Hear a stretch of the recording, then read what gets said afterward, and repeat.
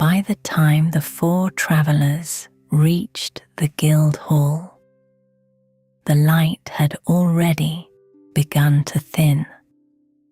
Evening rested over the town in a quiet, unhurried way. The last gold of the sun lingered along the upper edges of the rooftops, while the streets below had settled into cooler shades of stone and softening shadow. A few windows had begun to glow from within. Thin trails of smoke rose from chimneys, drifting slowly before dissolving into the dimming sky. Somewhere farther down the lane, a cart moved over worn cobbles. The sound came gently, a low wooden rattle, a pause, then another turn of the wheel. It faded as they walked. The guild hall stood near the centre of the square, broad and steady, its age visible in the darkened beams and the slight curve of its roofline. Lanterns hung on iron hooks beside its double doors. Their light was not bright. It spread outward in warm, quiet circles, touching the steps and settling into the grain of the wood. Brenna reached the steps first. Her pace did not change as she climbed. Each step was placed with the same quiet intention, her boots making only the faintest sound against the worn surface. She did not rush. She did not pause. Edrin followed a few steps behind her. There was a small distance between them. Not large, just enough for the rhythm of their footsteps to fall slightly out of sync. As he reached the second step, he glanced once over his shoulder toward the square, where the last movement of the evening continued in slow, scattered motion. Then he turned back and continued upward. Kayla came next. As she stepped onto the first stair, she brushed a faint trace of dust from her sleeve. The motion was light and absent-minded, more habit than necessity. Her hand lingered for a moment, then fell again to her side as she climbed. Thomas entered last. He paused at the base of the steps. Not for long, just long enough for his gaze to settle on the nearest lantern. The flame within it moved gently, shifting without urgency, its light steady, even as it changed. He watched it for a moment, as though marking its rhythm. Then he followed the others inside. The air within the guild hall was calm. The larger movements of the day had already passed. What remained was quieter. A few voices drifted through the space, low and indistinct, blending with the soft crackle from the hearth along the far wall. The smell of old wood rested in the air. Parchment, lamp oil, a trace of smoke from the fire. Nothing pressed outward, nothing hurried. A clerk sat behind the front desk, sorting a stack of narrow sheets. He moved them one at a time, aligning the edges carefully before placing each into a growing pile. His hands worked without pause, though not quickly. As the 4 approached, he looked up. His gaze moved across them, not searching, not questioning, simply noticing. The louder work has already passed, he said. Brenna rested one hand lightly against the edge of the desk. Her fingers did not grip the wood. They simply settled there. "That suits us," she said. The clerk gave a small nod. He turned slightly in his chair, the wood beneath him making a soft, familiar sound, and glanced toward a table along the side wall. "There is a caravan master waiting," he said. "A forest road, a steady journey." Kayla shifted her weight just slightly onto one foot. "Distance?" she asked. 2 days, the clerk said, "at a caravan pace, perhaps a little more." Thomas let his gaze follow the direction the clerk had indicated. A man sat alone at the table. A ledger rested open before him. One hand lay across the page, not writing, not turning, simply resting. A cup sat near his elbow. The surface of the liquid inside had gone still. The light around him was softer than the rest of the hall. The last of the evening glow reached him through the high windows, touching one side of his face, while the other remained in quiet shadow. Edrin's expression eased slightly. "That sounds peaceful," he said. The clerk gathered the last of his papers and set them into a single, even stack. "He asked for steady people," he said, "those who do not rush the road." Brenna gave a small nod. Then he asked well. They crossed the hall together. Their steps moved at an unhurried pace. Brenna first, Edrin a short distance behind her, Kayla following, her stride even and light. Thomas last, leaving a small, consistent space between himself and the others. The floorboards beneath them were worn smooth. Each step met the wood with a soft, muted sound, the kind that did not echo, but settled. As they moved, the distance between them remained nearly the same.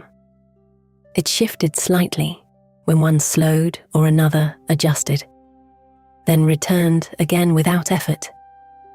At a nearby table, 2 messengers leaned over a map.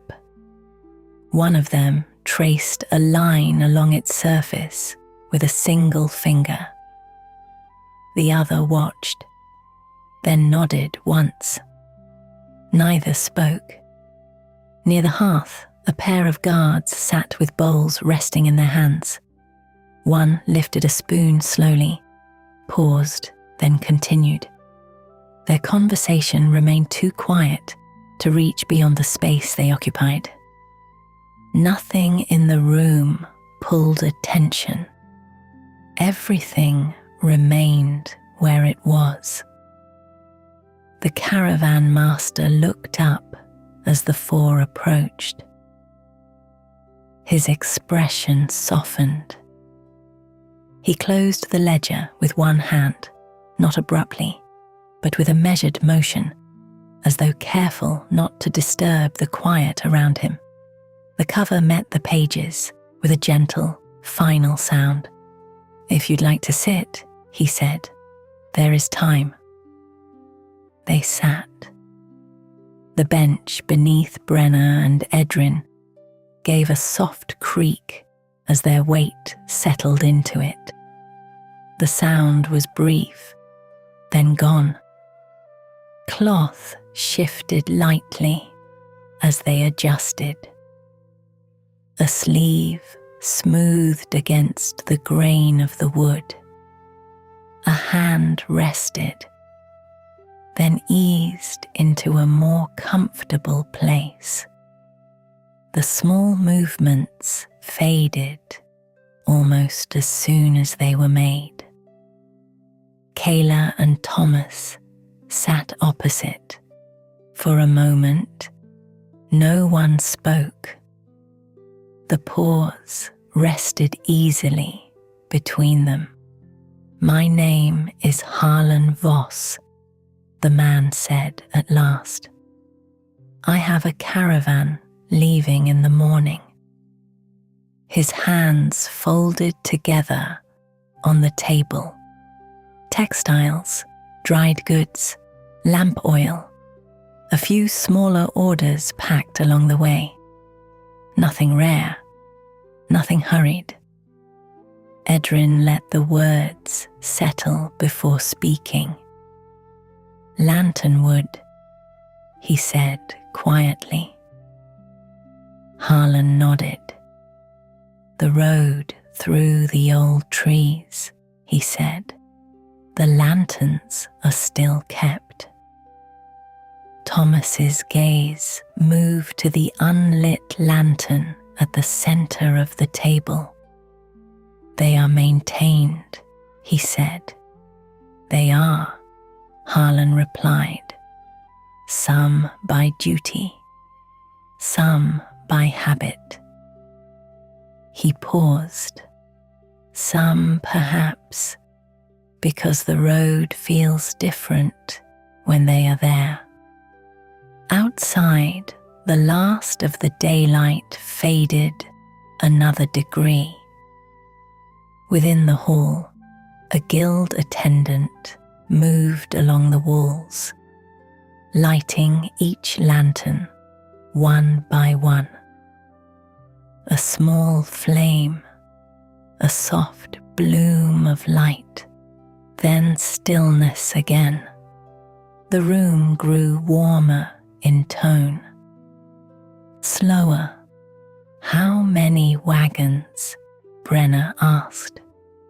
"5, Harlan said, "and 2 mules at the rear." "Any trouble?" Kayla asked. "Only the kind the road brings," he said. "Mud, sometimes. A loose wheel. A fallen branch after wind.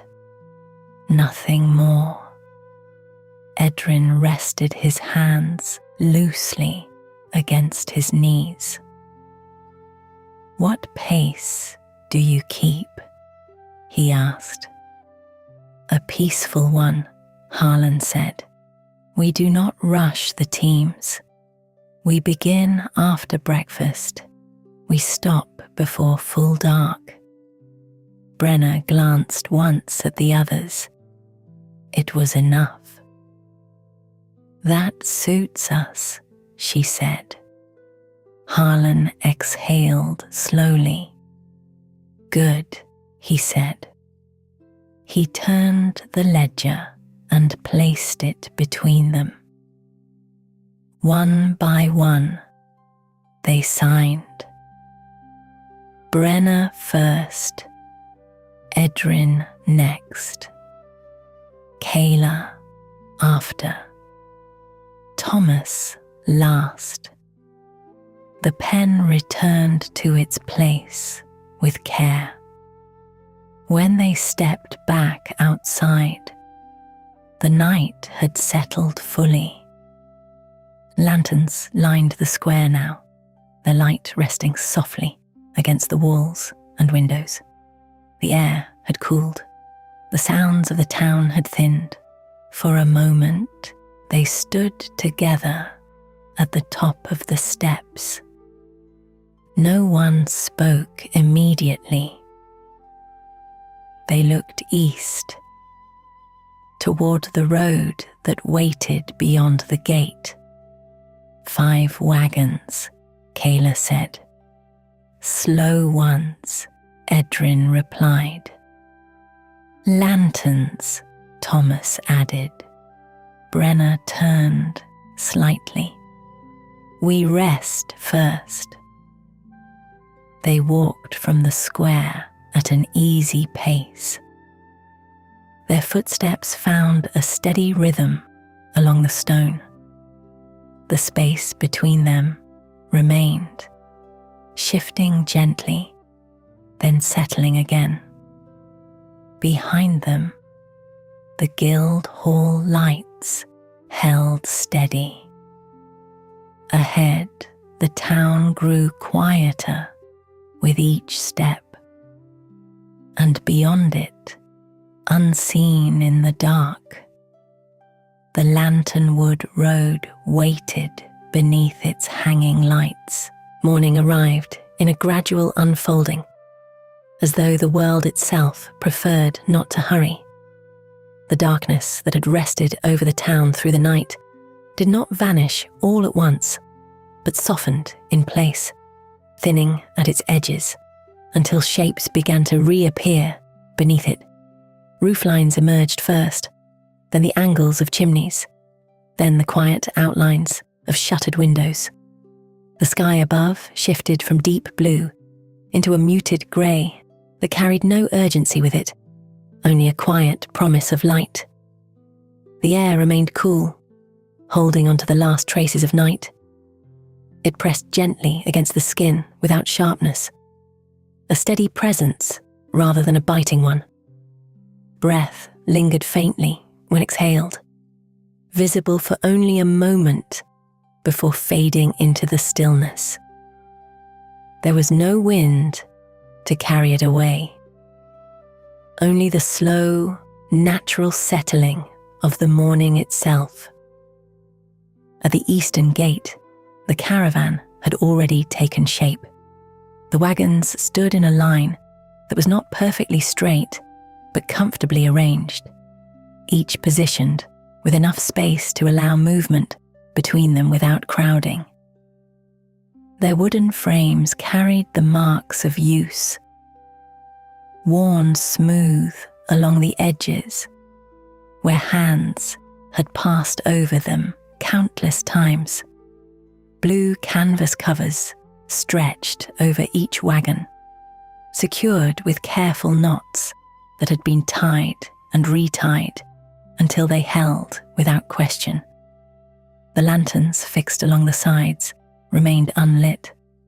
Their metal frames caught the faint light of morning, reflecting it in dull, steady tones. Each one hung with a slight tilt, as though remembering motion that had not yet begun. When a horse shifted nearby, one of the lanterns gave the smallest movement, then returned to stillness without sound. Brenna reached the gate first. Her steps were even, her pace unchanged by the quiet around her.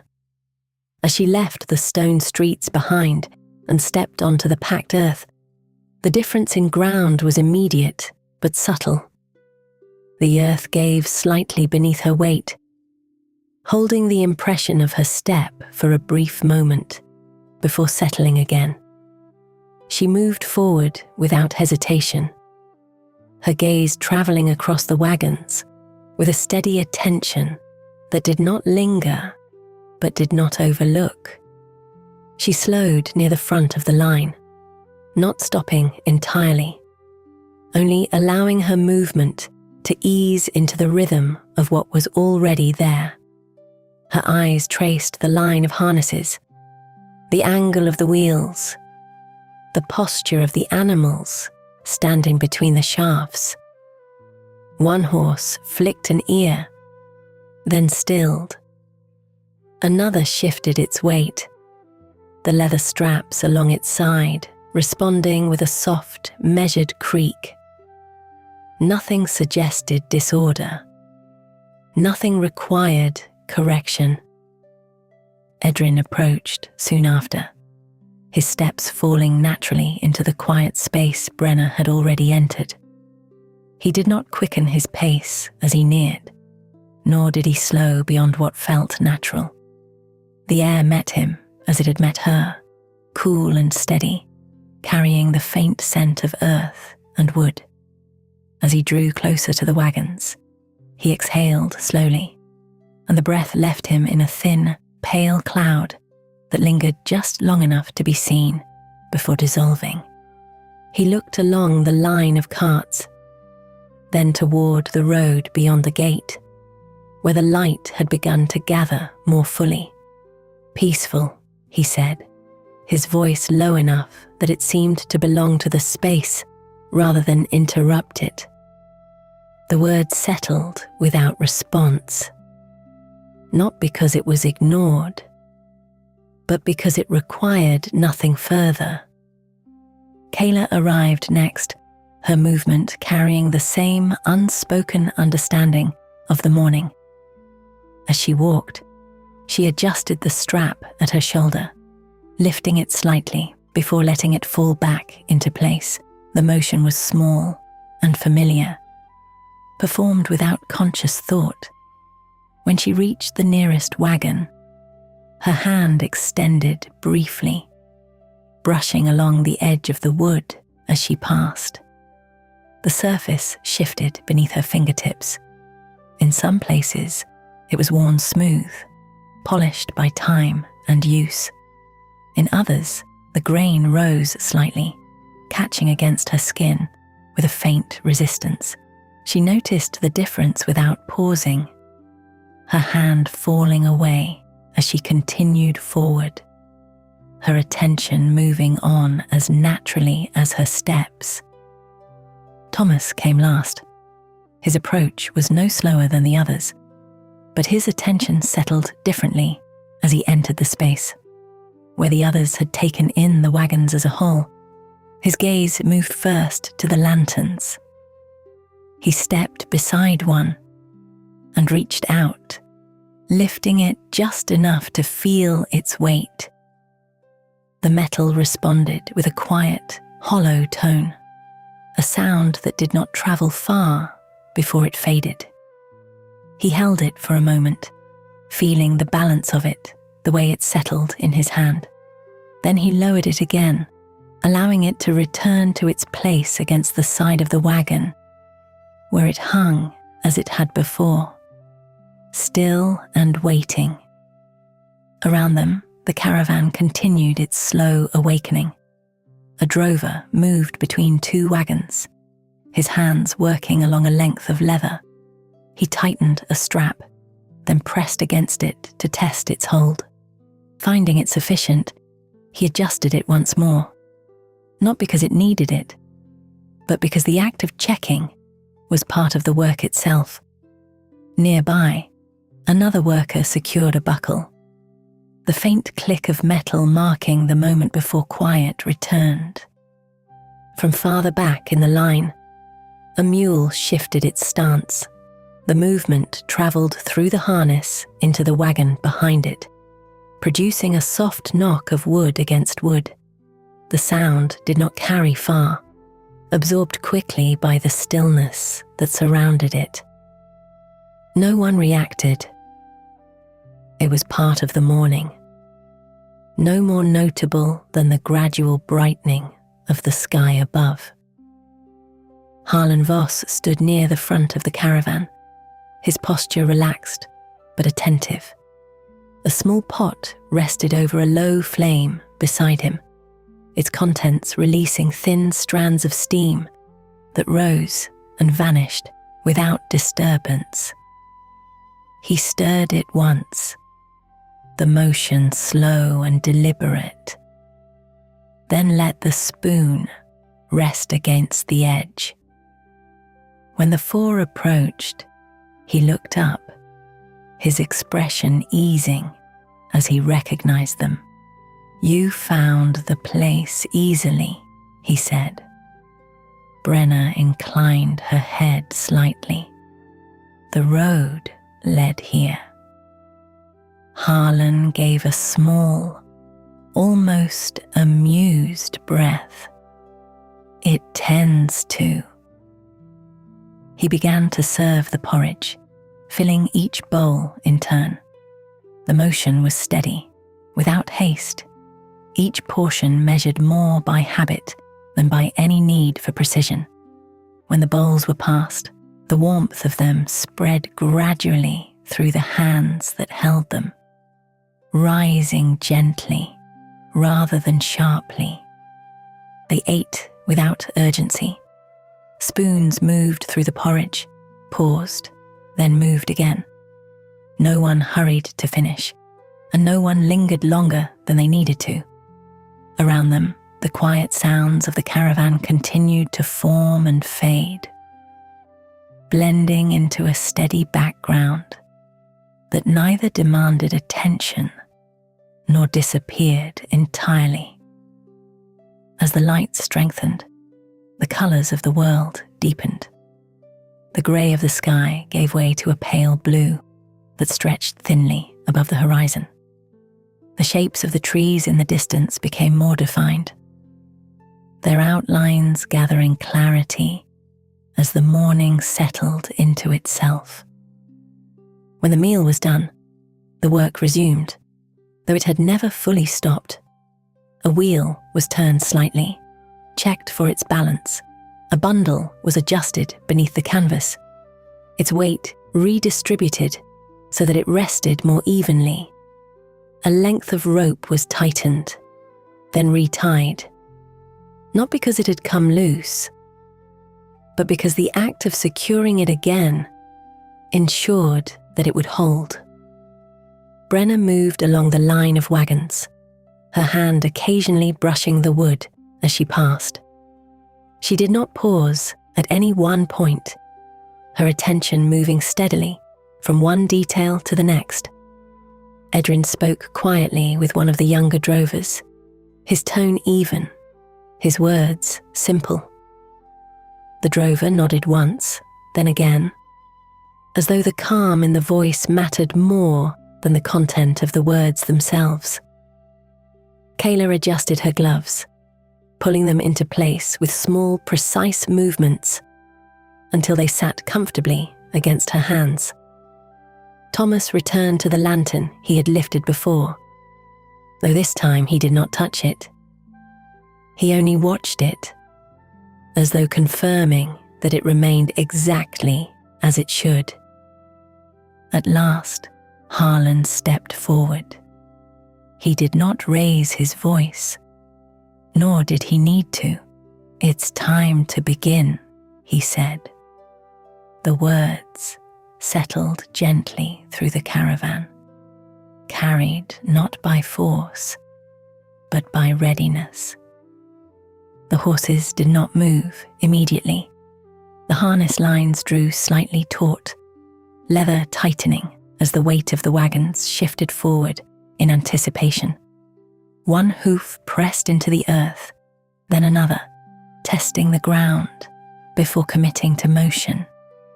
The wood of the wagons gave a quiet, patient response, holding for a moment longer. Then the first wagon began to move. The wheels turned with a soft resistance at first, held briefly by their own weight before easing forward as the pull took hold. The sound of wood against axle emerged low and steady, settling into a rhythm that felt both new and familiar. The second wagon followed, then the third, each beginning in its own time before aligning into a single, continuous motion. The line of carts stretched forward, passing through the open gate and onto the road beyond. The ground beneath them changed as they moved, the packed earth offering a different sound than the stillness that had come before. Hooves pressed into it with a soft, consistent pattern. Leather shifted, wood responded. Each sound found its place within the larger rhythm of movement. The four travellers moved alongside the caravan, their steps falling naturally into pace with the wagons. They did not lead, and they did not follow. They remained within the flow, their spacing adjusting slightly as needed, before settling again into a quiet balance. Behind them, the town receded. The sounds of it grew faint, then fainter still, until they were no longer present at all. What remained was the road ahead, stretching outward as it curved toward the trees in the distance. The forest waited there, not yet enclosing the path, but suggesting it.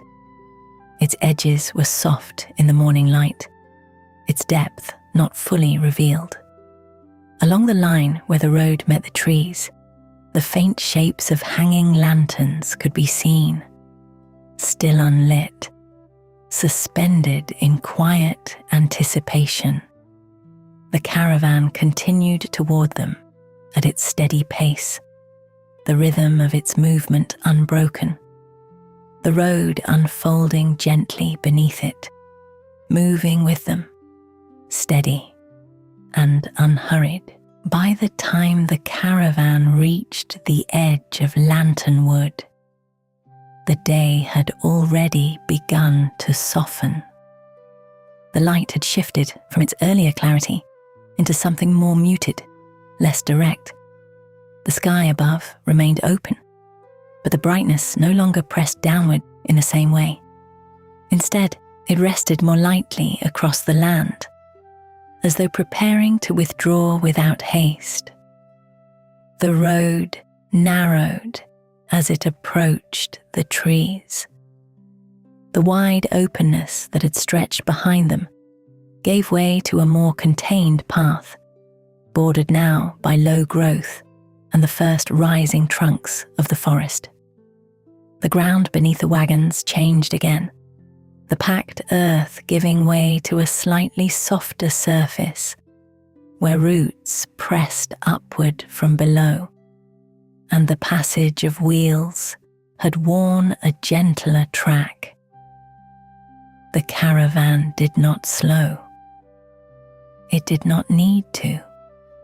Its pace remained the same, steady and unhurried, carrying forward without adjustment as the world around it shifted.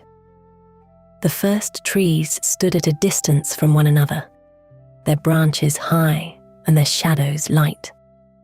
The space between them allowed the remaining daylight to pass through easily, scattering across the road in broken patterns that moved slowly as the sun continued its descent. Brenna walked near the lead wagon, her steps falling in quiet rhythm with the turning of the wheels. The sound of wood against axle had settled fully now, no longer new, no longer distinct, but part of the movement itself. It rose and fell with each rotation, a low and steady presence that did not call attention to itself. Edrin moved a short distance behind her, his gaze drifting occasionally toward the edges of the forest. The air within the trees felt different, though only slightly.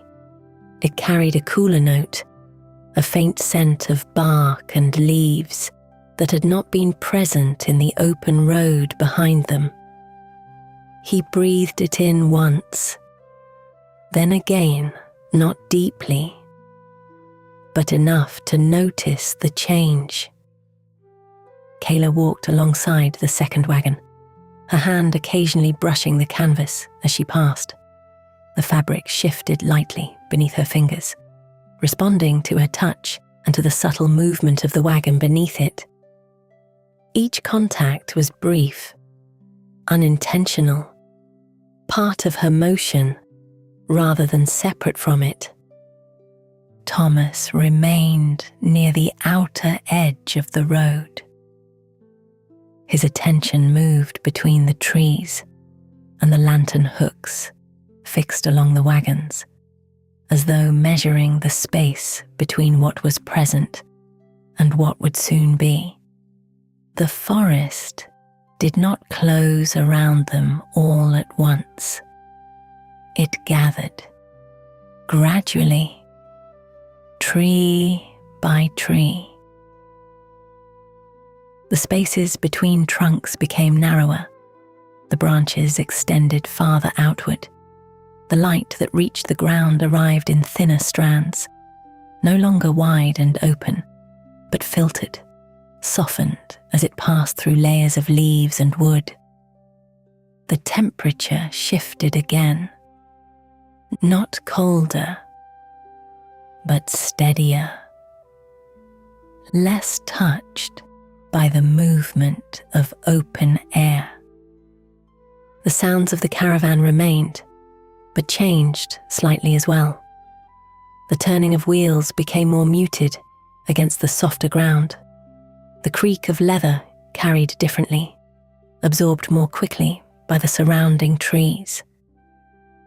Even the rhythm of hooves seemed to settle into a quieter pattern, as though the forest itself encouraged a more measured sound. No one spoke. There was no need. The movement of the caravan provided its own continuity, its own quiet structure. The road curved gently, not sharply, but enough to shift the line of sight forward. Where once the path had stretched clearly ahead, it now revealed itself in segments, each portion appearing only as the previous one was passed. Time became less distinct here. Distance felt less measured.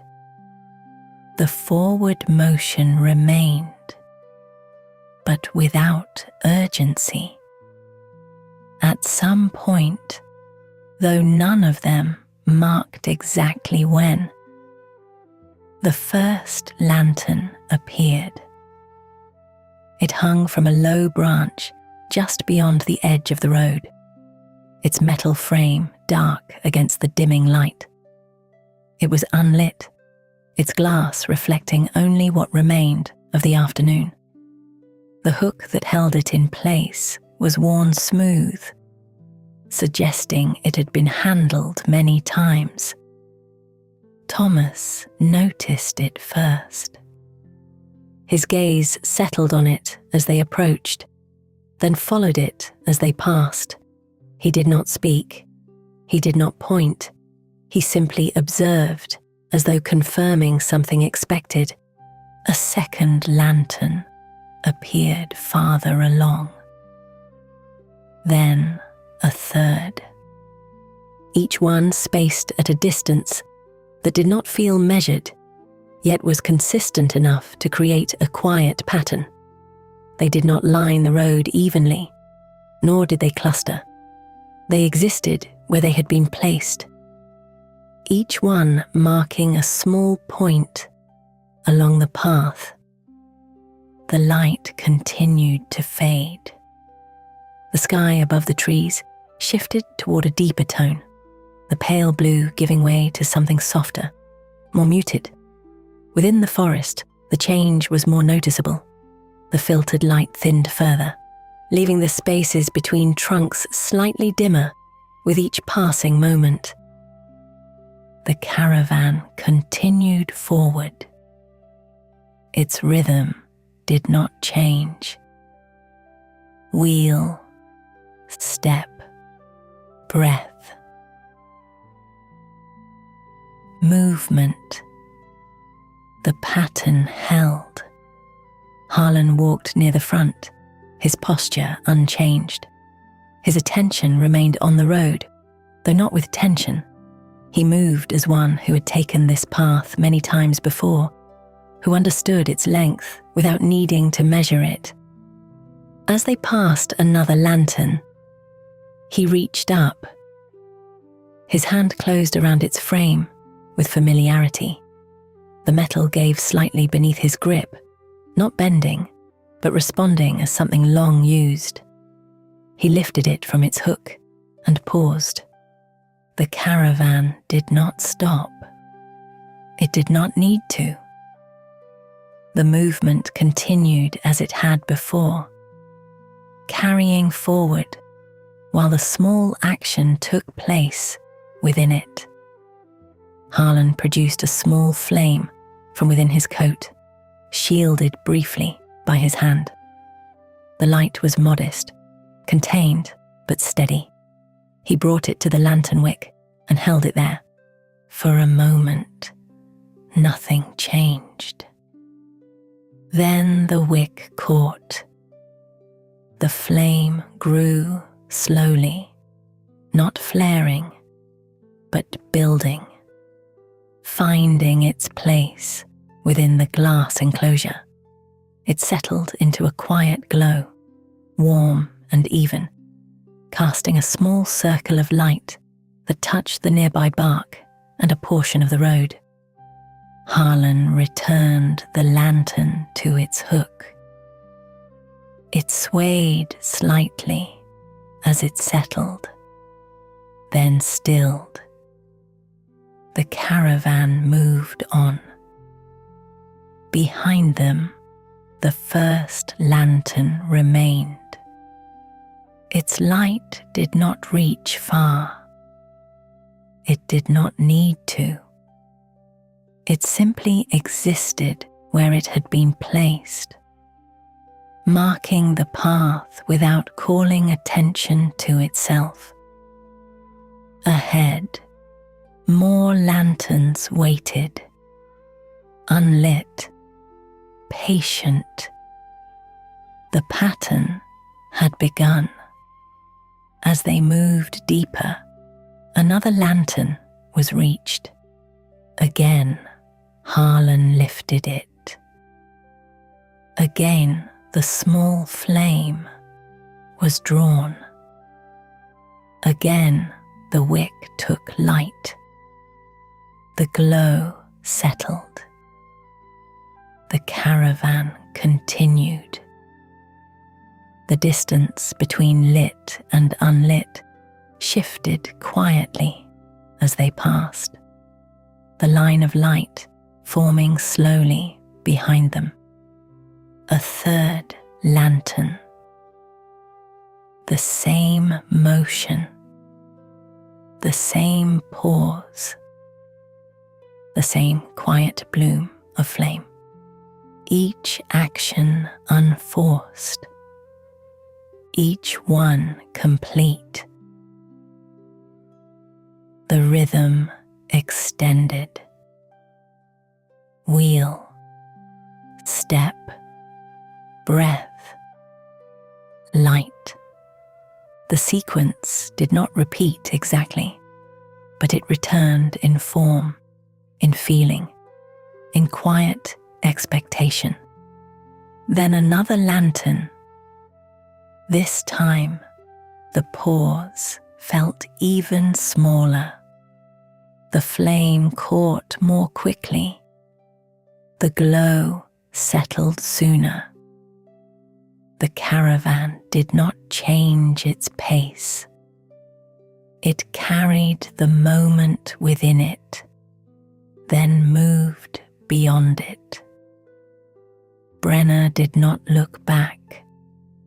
Edrin did, once, briefly, catching sight of the nearest lantern as it receded behind them. Its glow was softer at a distance, less distinct, but still present.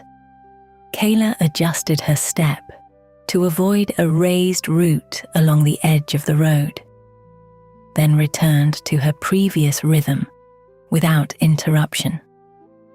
Thomas watched each lantern as it was lit, his attention resting there for a moment longer, each time before shifting forward again.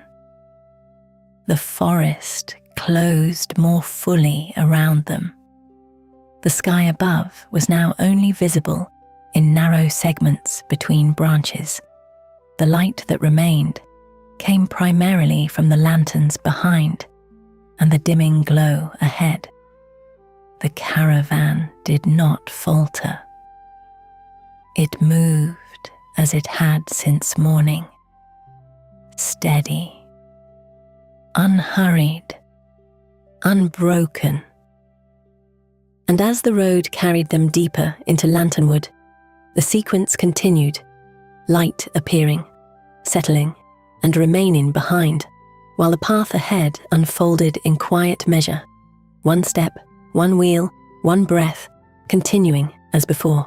By the time the caravan slowed, the light had already begun to settle into evening. It did not disappear suddenly. It thinned in place, the remaining daylight softening as it filtered through the branches above. The lanterns behind them had begun to carry more of the road, their quiet glow marking the path they had taken. While ahead, the forest deepened into a gentler dimness. Harlan raised a hand. The gesture was small. It did not need to be more. The lead wagon responded first, its pace easing gradually rather than stopping outright. The wheels continued to turn for a few moments longer, their rhythm slowing in stages until the motion gave way to stillness. The wagons behind followed in the same way, each one settling in its own time, the line compressing slightly as the space between them shortened. The final movement came to rest without a single abrupt sound. Leather loosened, wood settled. The road released them. They had reached a clearing. It was not wide, but it was enough. The trees pulled back just slightly from the road, creating a space where the ground lay more even, less interrupted by roots. The earth here was soft but stable, marked by the faint impressions of previous stops, though time had softened them into gentle shapes. Above, the branches parted just enough to reveal a narrow portion of sky. The last of the day lingered there, dim and fading. The caravan remained still. For a few moments, no one moved. The absence of motion carried its own weight, not heavy, but noticeable after the long, steady rhythm of the road. The quiet that followed was not silence, but a different kind of sound, one shaped by rest rather than movement. A horse exhaled. Another shifted its stance, one hoof pressing lightly into the ground before settling again. The harness lines slackened slightly, no longer held in tension. The change was gradual. Nothing abrupt. Brenna stepped away from the lead wagon. Her movement was unhurried, her boots pressing softly into the earth as she crossed the clearing. She paused near the center, her gaze moving once around the perimeter, noting the placement of the trees, the position of the wagons, the quiet balance of the space. There was nothing to adjust. She turned back. Edrin lowered himself onto the edge of one of the wagon frames, not fully seated, just resting his weight there. His shoulders eased as he settled, the small tension of walking, releasing without effort. He looked toward the trees, then toward the lantern glow along the road behind them, his attention moving without urgency. "It's a good place," he said. His voice remained low. it did not travel far. Kayla had already begun to unpack a small bundle from the side of one wagon. The ties loosened easily beneath her hands, the knots giving way with familiar motions. She set the bundle down, opened it, and began to arrange its contents without pause. Each item placed where it would be needed, not hurried, not delayed. Thomas moved toward the nearest lantern. It hung at the edge of the clearing, its light steady, its glow contained. He reached up and adjusted it slightly, not changing its height, only the angle, so that its light rested more evenly across the ground. The difference was subtle, but it settled the space. Harlan crouched near a patch of bare earth and began to prepare a small fire. He worked without wasted motion, clearing a space with his hand, then placing a few pieces of wood in a loose arrangement that allowed air to move between them. A small flame appeared again, shielded briefly, then lowered into place. The fire caught slowly. A faint thread of smoke rose first, then a small flame, then another. The light it gave was softer than the lanterns, warmer in tone, moving rather than still. It did not reach far. It did not need to. The clearing took on a different quality as the fire settled. The shadows shifted, no longer fixed, but moving gently with a flicker of the flame. The trunks of the trees seemed to breathe in and out of the light, appearing more clearly, then less, in a slow and steady rhythm. The sounds of the forest became more noticeable, not louder, just clearer. A distant rustle, the soft movement of leaves adjusting against one another, something small passing through the undergrowth, too light to disturb more than a few twigs at a time. None of it approached, none of it lingered. It simply existed beyond the edge of the clearing. The caravan settled. One by one, small movements replaced the larger ones of the day. A blanket was unrolled, a strap loosened, a bag shifted from shoulder to ground. Each action was contained, completed without excess, then released. Brenna sat near the fire. Not close, not far.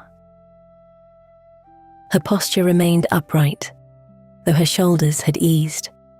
The light touched one side of her face, leaving the other in shadow.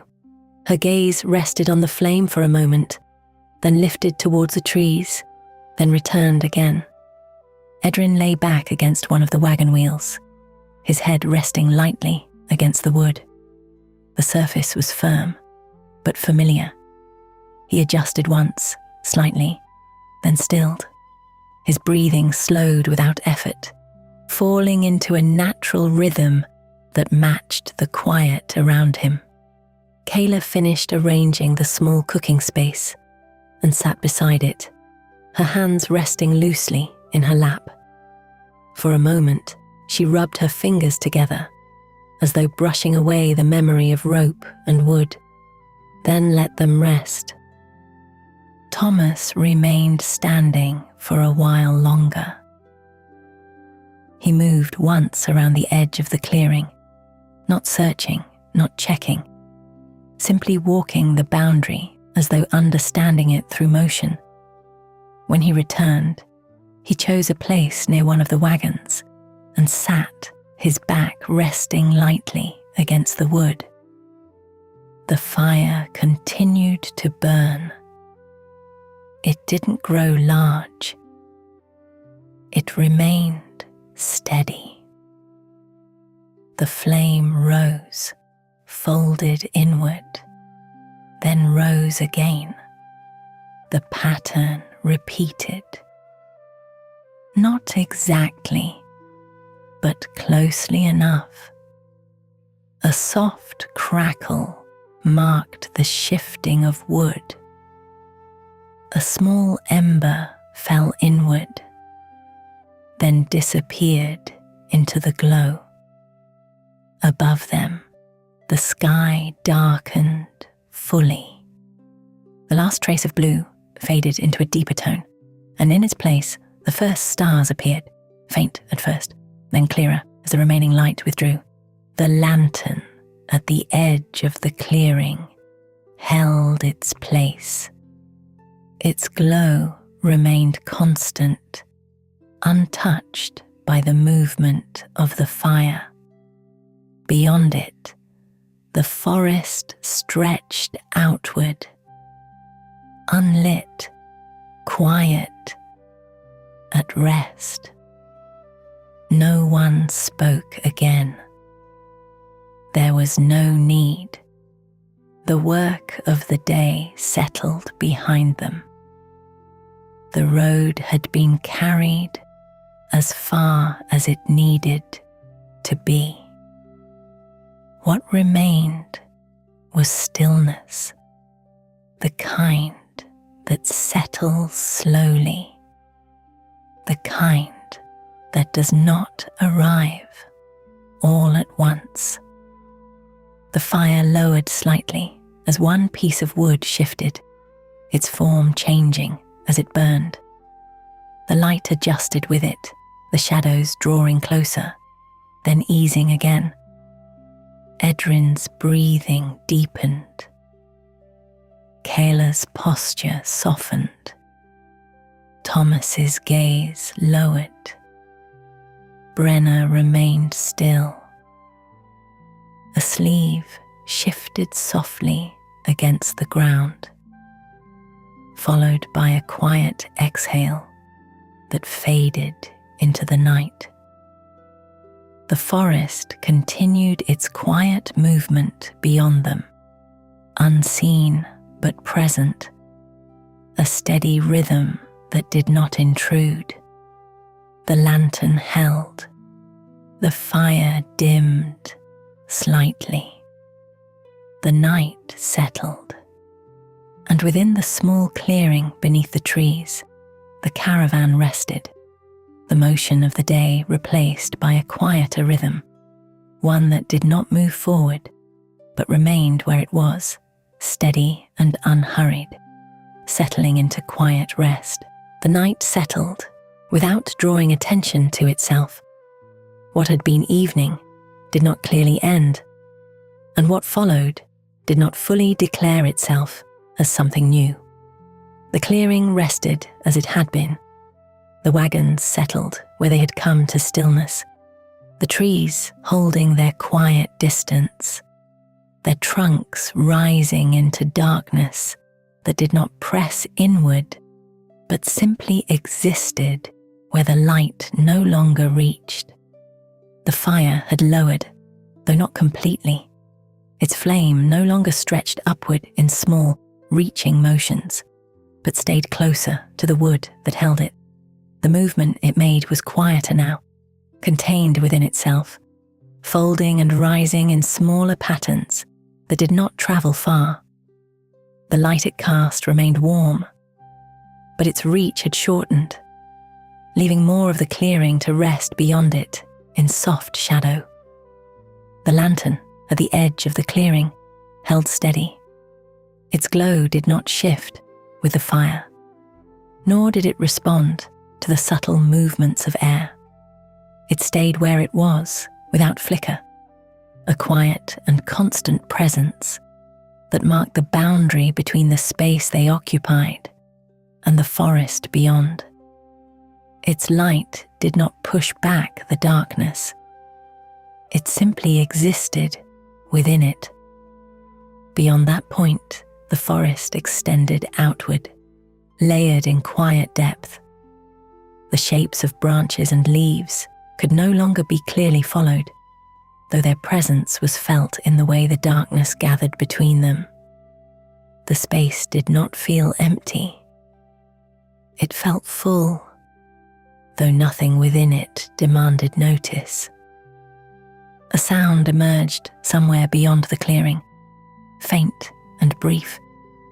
It might have been the movement of something small passing through the undergrowth, or the settling of leaves against one another. It did not repeat. It did not carry. It arrived, and then it was gone. The air had cooled further, though the change was gradual enough that it did not interrupt rest. It settled more closely against the skin, neither sharp nor distant, simply present in a way that required no adjustment.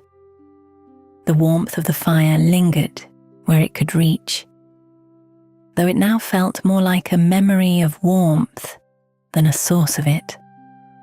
Something held rather than something spreading. The caravan rested. No new movements passed between the wagons. No adjustments were made. The shapes that had been arranged at dusk stayed where they were, undisturbed and complete. Brenna sat where she had settled earlier, though her posture had softened further.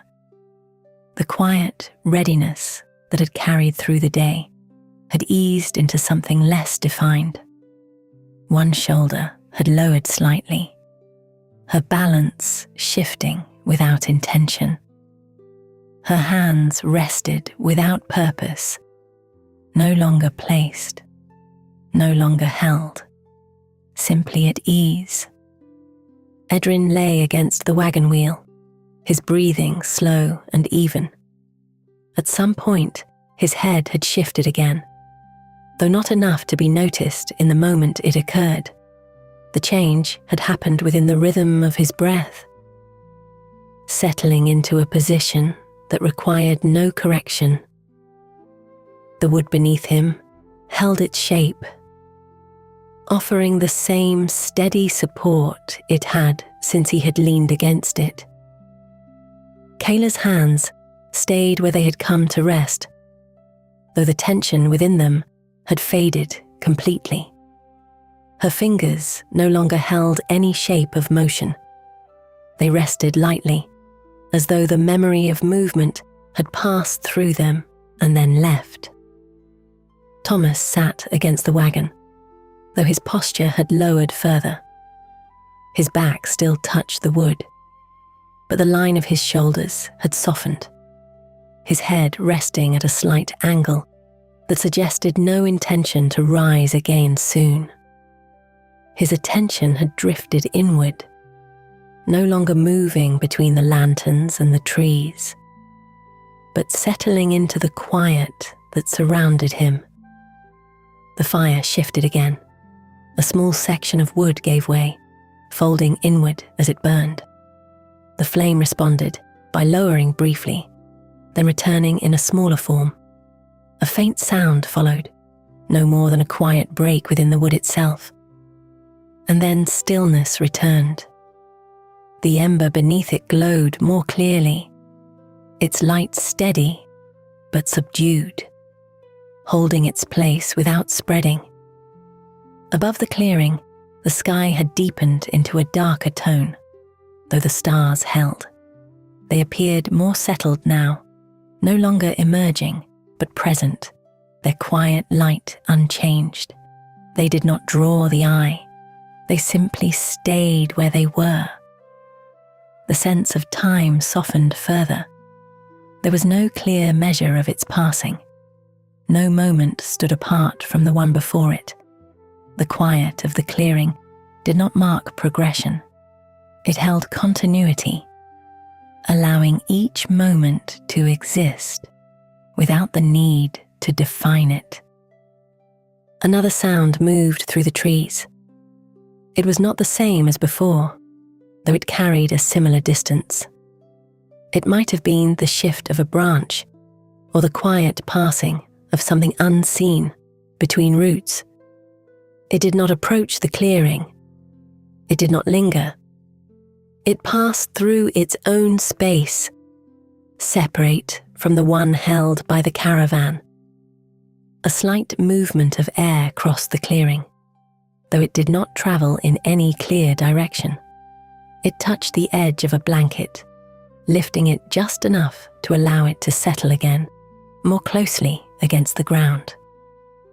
The motion was small, nearly unnoticeable, and gone as soon as it had occurred. A quiet exhale followed from somewhere within the resting forms. It was not distinct enough to place, only present for a moment, before fading into the larger stillness. The wagons stayed unchanged. The wood held its place without shift. The canvas covers rested without movement, their surfaces no longer responding to touch or wind. The harness lines lay slack, no longer carrying any weight or tension. The clearing remained as it was. The fire lowered again, though not entirely. The flame stayed, though smaller, its movement reduced to a quiet and steady pattern that no longer reached outward. The ember beneath it continued to glow, its light soft but persistent, holding without spreading. Brenna's breathing deepened slightly. It had already been steady, but now it moved with less variation, each breath following the last without change in pace. Her posture did not shift again. Edrin rested as he was. Kayla did not move. Thomas did not move. The forest continued its quiet presence beyond the edge of the clearing. Its sounds came and went, each one separate, each one brief. A faint rustle, a soft shift, the passing of something unseen. None of them have returned in the same way. The lantern held. Its glow did not change. It did not flicker. It did not respond. It simply stayed. The fire dimmed slightly, though the change could not be measured in a single moment. It occurred over time, the light lowering by degrees, the shadows drawing closer without closing in. The sky stayed. The stars stayed. The clearing stayed. Nothing required attention. Nothing required response. The night continued without interruption, carrying its quiet forward without direction or intent. The small movements within it, breath, ember, distant sound, continued as they had, not repeating, but existing within the same gentle rhythm. The sense of distance no longer mattered. The road they had travelled did not press forward in memory, nor did the path ahead take form in thought. What remained was the space they occupied, held within the trees, steady and undisturbed. The fire settled further. The ember held. The lantern remained unchanged. And within the clearing, the caravan rested as it had become, without movement, without urgency, the quiet of the night continuing around them, steady and unbroken, settling deeper into stillness as each moment passed into the next, without distinction. The night eased without marking the moment of its change. What had settled into stillness remained, though the quiet that held it had begun to loosen in a way that did not disturb anything within it.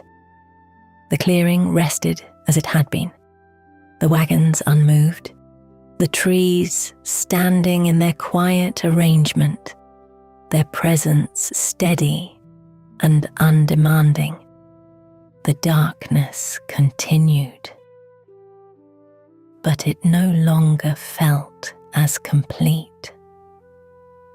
There was no visible difference at first, no line of light, no shift in colour that could be followed from one place to another. The change existed more as a softening, a slight easing in the way the space was held.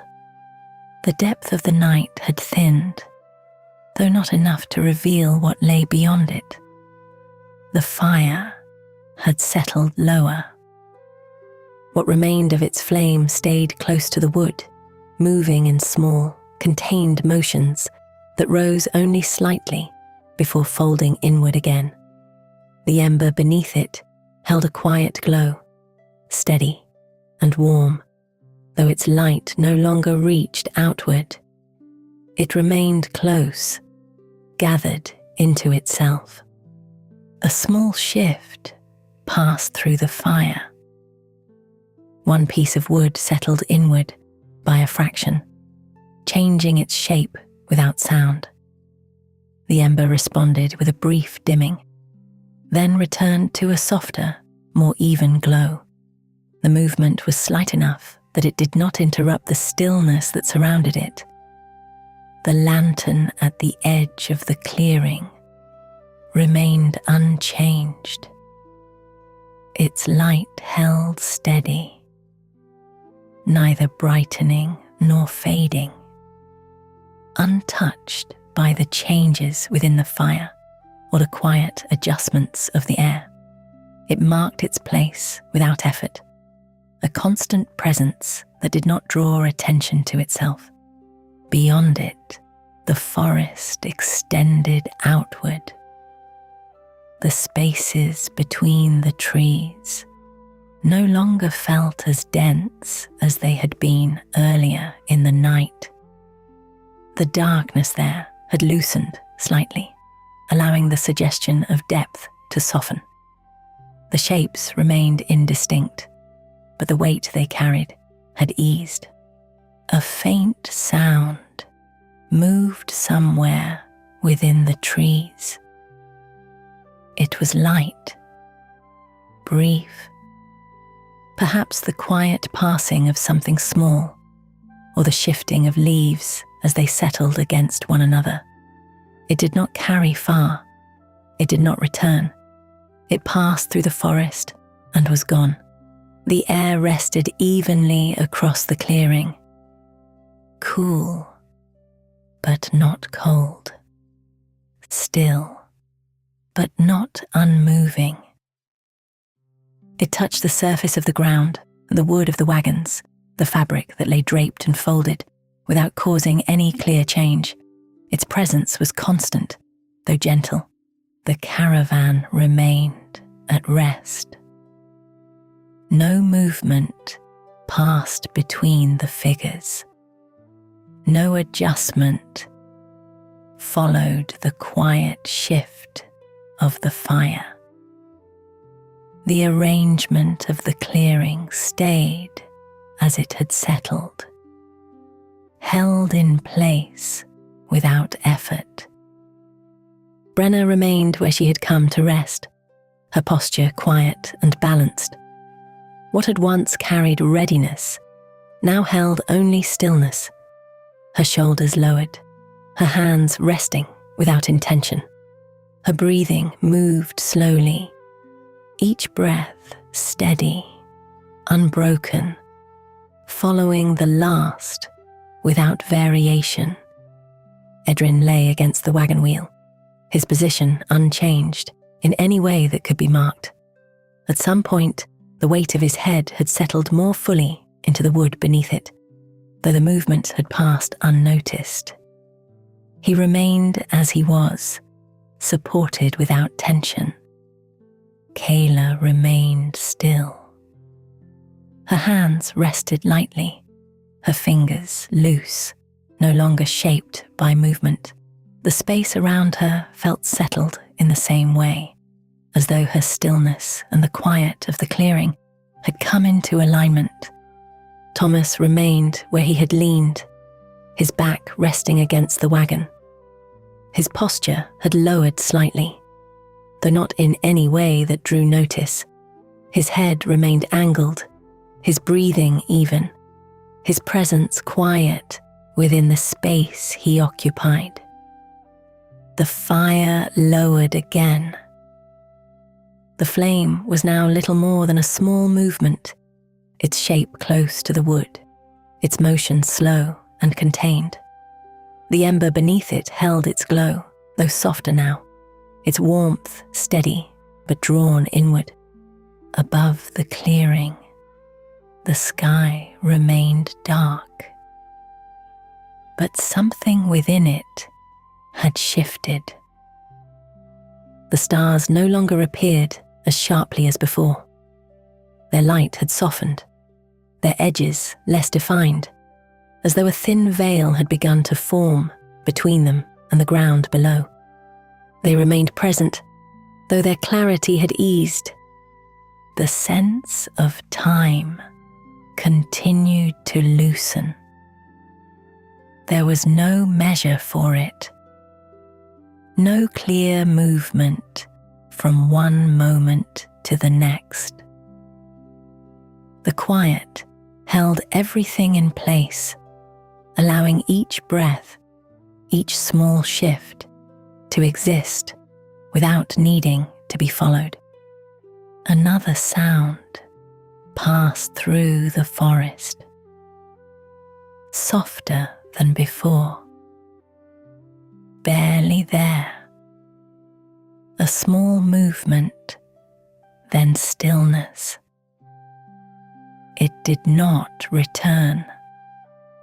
A slight movement of air crossed the clearing. It brushed against the edge of a blanket, lifting it just enough for it to settle again, more closely against the ground. The motion was slow, without urgency, and gone as soon as it had formed. A quiet exhale followed, soft, unplaced. Then the stillness returned. The wagons remained unchanged. The wood held steady. The canvas rested without movement. The harness lines lay slack, untouched by weight or pull. The clearing remained as it was. The fire lowered once more. The ember dimmed slightly, then steadied again, its glow quiet and consistent. The light it gave was faint now, but present, held close to its source. Brenna's breathing remained even. Edrin did not move. Kayla remained still. Thomas remained as he was. The forest remained in its quiet way. A faint rustle, a distant shift, something passing unseen. Each sound separate, each one brief, none returning in the same way. The lantern held. Its glow did not change. It did not flicker. It remained constant, a quiet point within the clearing. The air remained steady. The ground held. The trees stood. Above, the sky continued its subtle shift. There was no light, not yet, but the darkness no longer felt complete. It had softened, thinned, eased in a way that allowed for the sense that something was beginning beyond it. The stars remained, but they felt farther away. Not in distance, in presence. Their light no longer rested as firmly against the sky. It seemed to settle into it instead.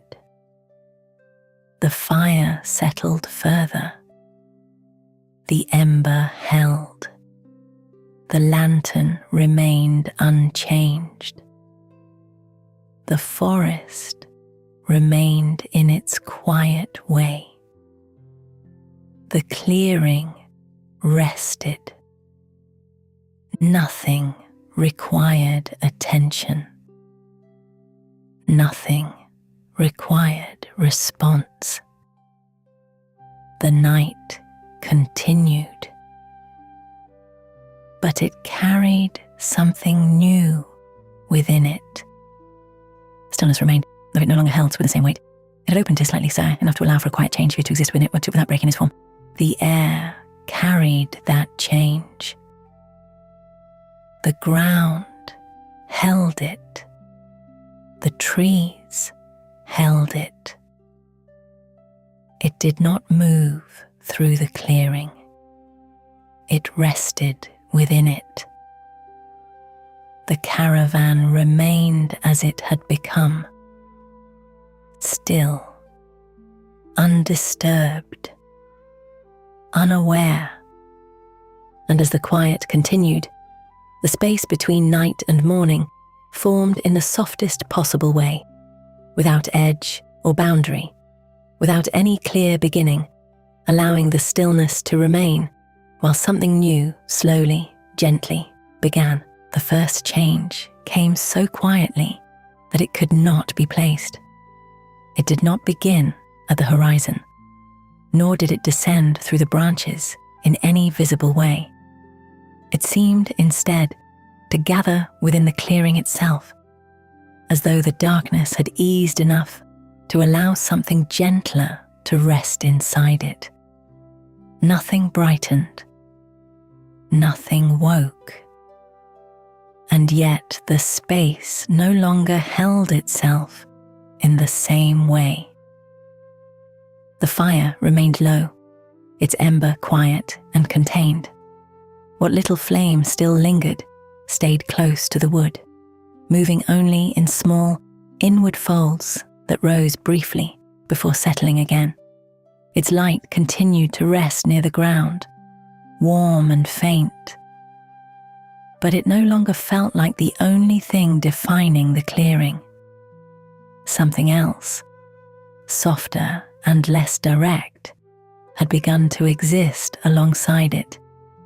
The lantern at the edge of the clearing remained unchanged. Its glow was steady, neither stronger nor weaker than before.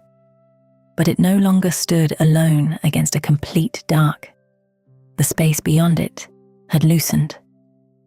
The forest still held its distance, still kept its layered quiet, but the depth between one trunk and the next no longer felt sealed. The trees remained where they had always been, though their presence had altered. Their shapes had not become clear, not fully, but they now suggested themselves more gently. A trunk could be sensed where before there'd only been a darker vertical absence. A low branch could be guessed where once there'd only been depth. Nothing revealed itself all at once. The world simply became a little less hidden. The air carried a different quiet. It remained cool, but the coolness no longer settled with the same weight. It felt lighter across the clearing, less like something resting downward, and more like something moving softly through what was already there. It touched the wood of the wagons, the loosened folds of cloth. The ground pressed smooth beneath them, without causing any clear disturbance. a faint sound passed through the trees. It was brief, no more than a small adjustment within the undergrowth or the quiet settling of leaves against one another. It did not echo. It did not repeat. It moved through the forest and disappeared before it could become anything more. The clearing remained at rest. Brenna did not move. Her posture still held its quiet balance, though the stillness within it had deepened into something more complete. Her shoulders remained lowered. Her hands rested without purpose. Her breathing was steady, even, and slow. Edrin lay against the wagon wheel as he had before, his head supported by the same unchanging curve of wood. The rhythm of his breathing continued without interruption, each breath following the last in the same calm measure. There was no sign within him that the world had begun to shift. The small changes in light and air passed around him without entering the deeper quiet in which he rested. Kayla remained still. Her hands rested loosely, her fingers no longer shaped by any memory of work or movement. The folds of her clothing had settled into the ground beneath her, and nothing in her posture suggested waking. She remained held within the clearing, as gently as the clearing was held within the trees. Thomas had not changed position. His back still rested lightly against the wagon, his head lowered at that same slight angle. His breathing moved softly, his presence quiet and inward, undisturbed by the easing of the dark. The ember shifted. A small section of wood gave inward, changing its shape as it burned down. The glow responded by dimming briefly, then returning in a quieter, rounder form. No sound followed. The change was visible only as a soft adjustment within the light already close to the ground. Above the clearing, the stars had begun to withdraw from attention. They had not disappeared. They simply no longer held themselves as sharply as before. Their light seemed less fixed, their edges more gentle, as though the sky had begun to gather something pale and distant within it. Not yet light, but no longer full night either. There was still no color, no pale blue, no silver line. Only a soft change in presence. The darkness continued, but it no longer felt complete. The shapes of the wagons had become slightly easier to sense. The curved edge of a wheel, the line of a sideboard, the folded drop of canvas over a frame, all of it remained dim, but no longer entirely absorbed by shadow. The ground within the clearing looked more even now, not because more could be seen, but because the dark no longer pressed as firmly into every hollow. A slight movement of air crossed the space between the fire and the nearest wagon. It brushed the edge of a blanket, lifting it just enough to let it fall more closely against the ground. A hanging strap gave a faint sway, then settled. The motion was so small, it might have gone unnoticed if anything in the clearing had been awake enough to notice it. A quiet breath followed from one of the resting forms. Soft, unplaced, gone almost as soon as it had entered the air. Then stillness returned. The lantern remained steady. The ember held. the trees stood in their quiet arrangement. Nothing required attention. Nothing required response. The forest, though still dim, had become gentler in its distance. The darkness between trunks no longer felt endless. It had softened into layers. Some stood nearer, others seemed farther back. The depth of the woods had not been revealed, but it had become less absolute, less sealed away. Another sound moved briefly through the branches above. This one was lighter than the first, little more than a soft brushing, perhaps the shift of a leaf or the settling of something small on a higher limb. It did not linger. It passed, and the quiet around it closed again, without effort. The air continued to change in its own small way. It no longer clung to the ground as fully as it had in the deepest part of the night.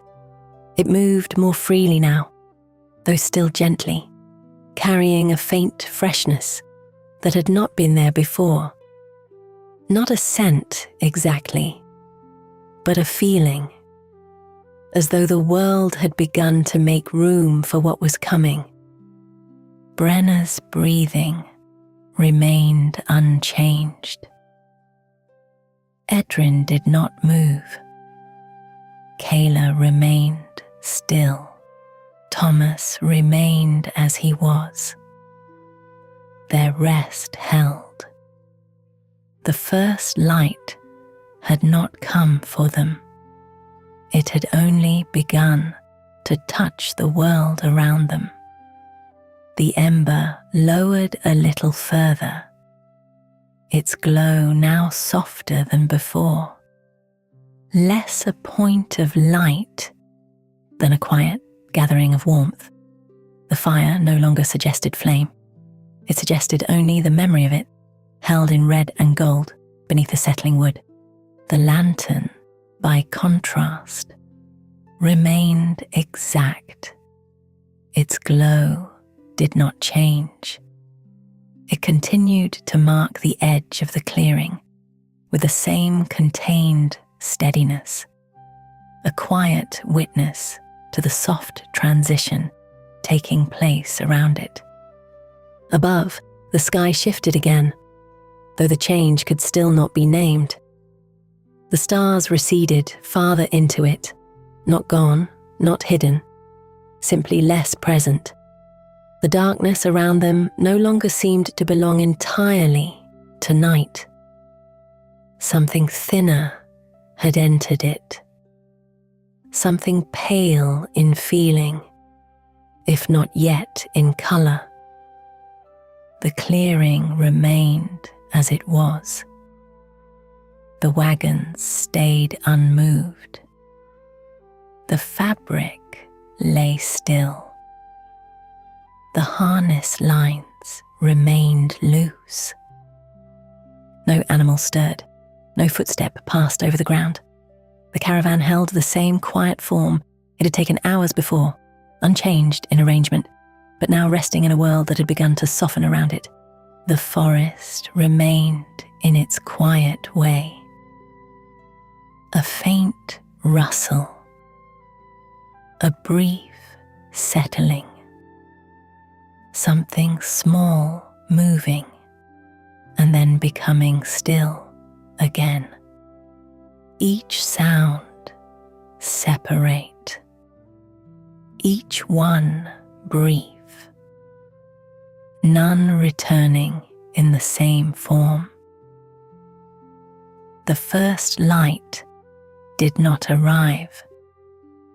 It existed. It settled into the spaces between things rather than falling across them. It made the clearing a little more itself. It let the trees stand a little more clearly within their own distance. It softened the hold of the dark without driving it away. The air carried that presence. The ground held it. The trunks of the trees held it. It moved nowhere. It simply rested. The night had not ended. The morning had not begun. For a while, they existed together. The ember dimmed slightly, then steadied. The lantern remained unchanged. The sky continued its quiet easing. The clearing rested. Nothing woke. Nothing hurried. Nothing broke the stillness. And as the first true presence of light settled more fully into the world, it did so without edge or announcement, allowing every resting shape, every quiet surface, every held breath and unmoving form to remain exactly as it was, while the darkness around them slowly, gently, became less complete.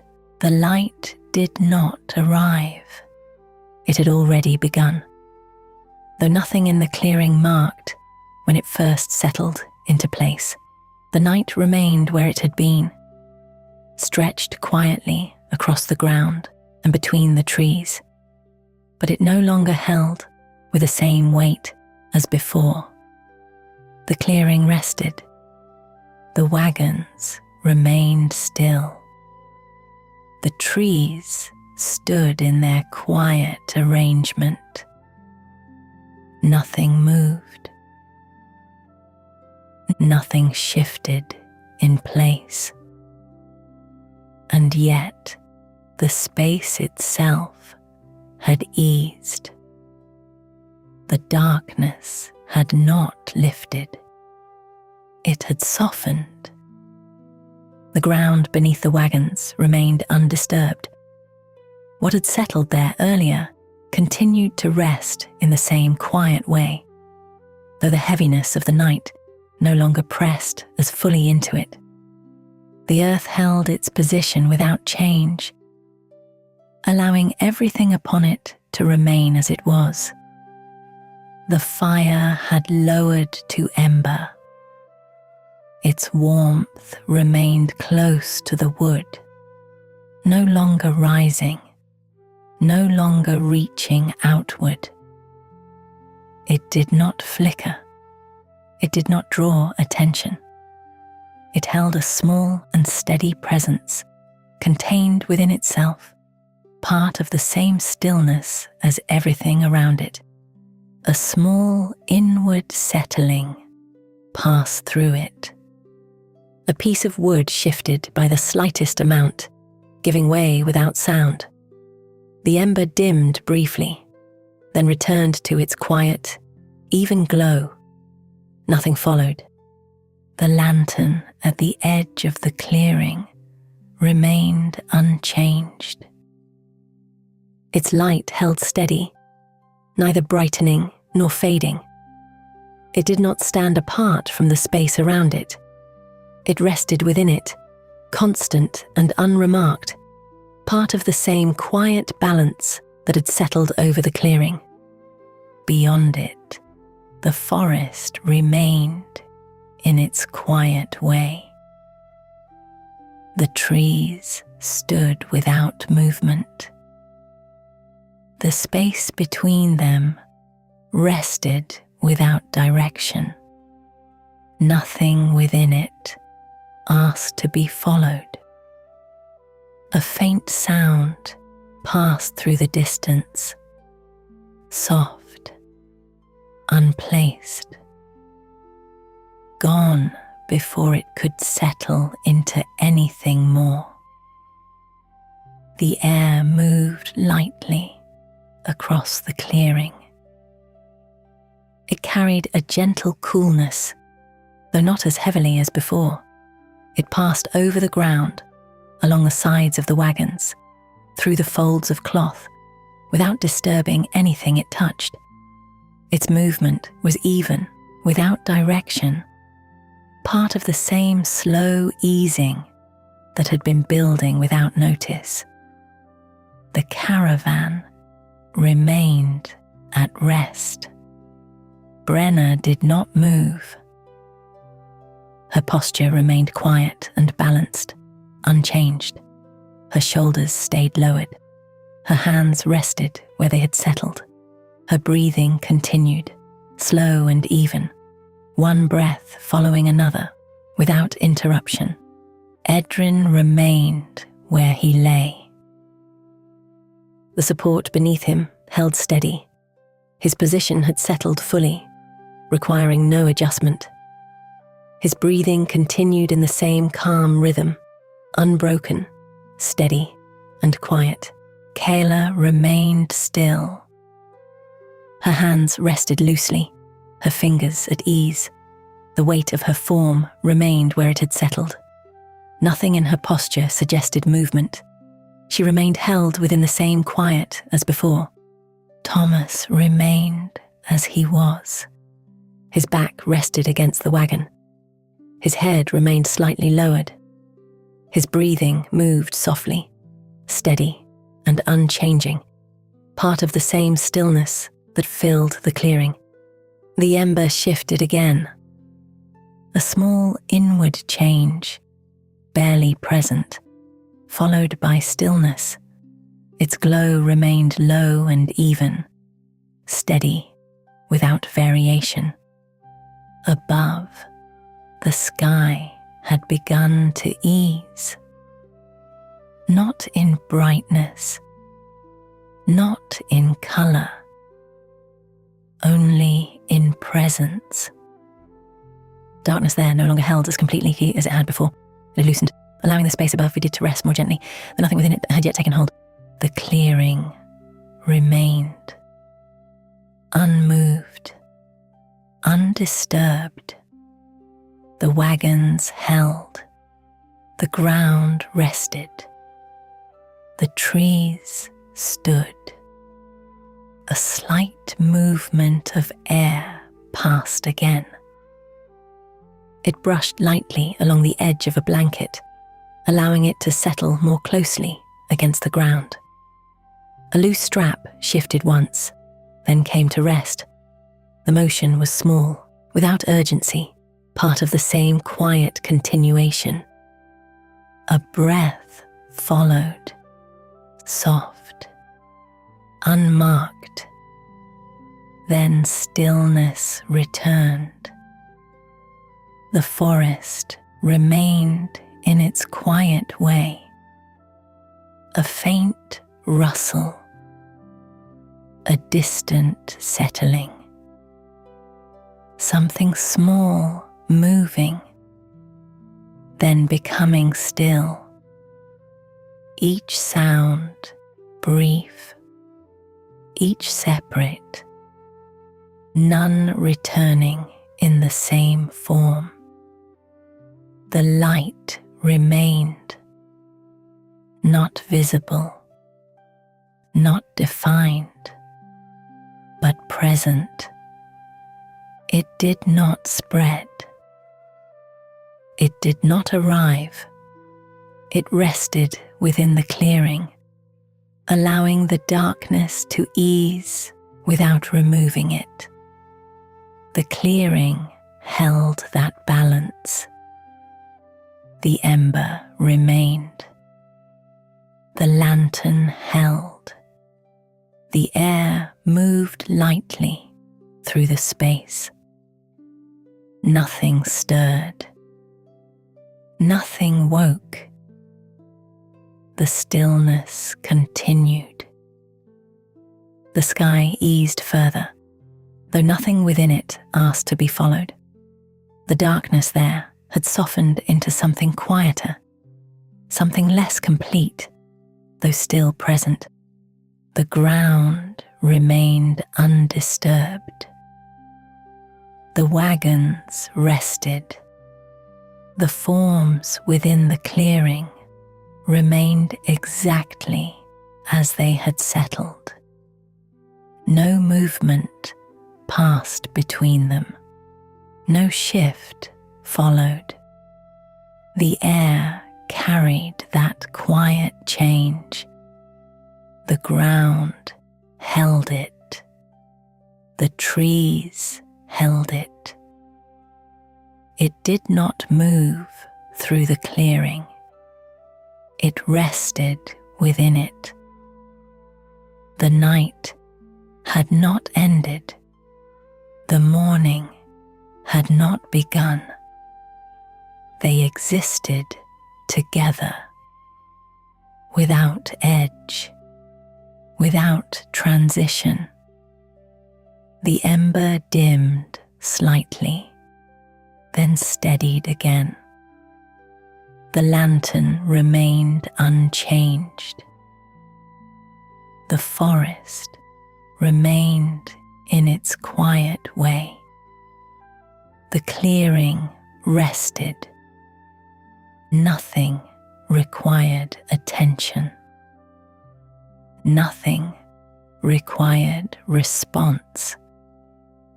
The caravan remained as it had become, still, undisturbed, unaware.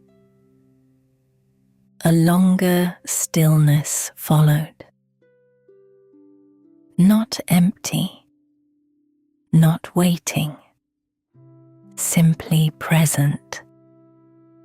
The air continued its slow passage through the clearing, touching surfaces without altering them.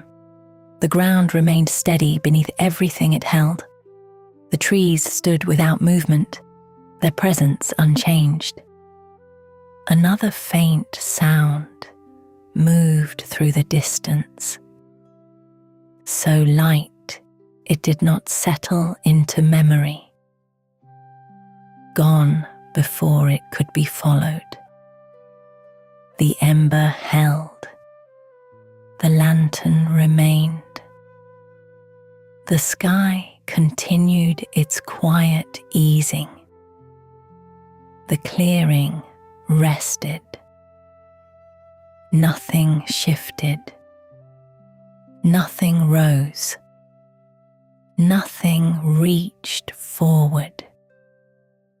The light remained within the space, unseen, unmarked, but present.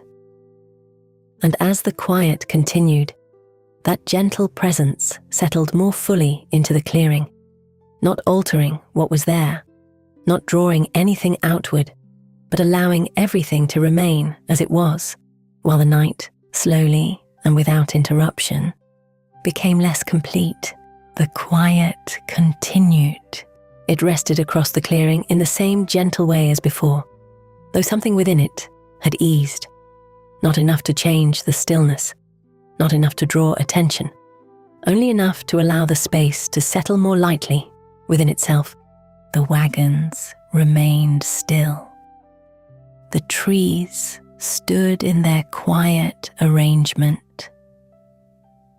The ground held everything as it had. Nothing moved. Nothing reached. Nothing shifted forward. The ember remained low. Its glow stayed close to the wood, steady and contained, no longer lifting into flame. It held its place without flicker, without change. A small and constant warmth gathered inward. It did not extend outward. It did not press into the clearing. It remained part of it. A faint settling passed through the wood beneath it. A small inward shift, then stillness. The glow dimmed slightly, then returned, quiet and even. The lantern at the edge of the clearing remained unchanged. Its light held steady, neither brightening nor fading. It did not stand apart. It rested within the same calm as the wagons, the trees, the ground. Beyond it, the forest remained in its quiet way. The trees stood. The spaces between them rested without direction. Nothing within them asked to be followed. The air moved lightly. It passed across the ground in slow, even motion, brushing along the surface of the earth, slipping between the wheels of the wagons, moving across the folds of fabric without lifting them. It moved without urgency, without pressure, part of the same quiet continuation. A slight coolness remained within it. Not heavy, not sharp, only present. The caravan remained at rest. Brenna did not move. Her shoulders remained lowered. Her hands rested where they had settled. Her breathing moved slowly, each breath following the last without interruption. Edrin remained where he lay. The support beneath him held steady. His position did not shift. His breathing continued in the same calm rhythm. Even and unbroken, Kayla remained still. Her hands rested loosely, her fingers at ease. The weight of her form remained where it had settled. Nothing in her posture changed. Thomas remained as he was. His back rested against the wagon. His head remained slightly lowered. His breathing moved softly, steady, and quiet. The clearing held. The stillness remained. Then, a sound passed through the distance. Soft, distant, without direction. It did not rise. It did not carry. It passed once through the space beyond the trees, light enough that it did not disturb what rested within the clearing. Then it was gone. The quiet returned. Unchanged. The wagons held. The ground remained steady. The trees stood as they had before. Nothing followed. The air continued its slow passage. A longer stillness settled after. Not empty, not waiting, simply present. The ember remained. The lantern held. The forest remained in its quiet way. A faint rustle passed somewhere beyond the clearing. Separate, unrelated, gone before it could settle into anything more. The air held that small passing, then stilled again. The ground remained undisturbed. The wagons rested. The figures remained as they had settled. No movement passed between them.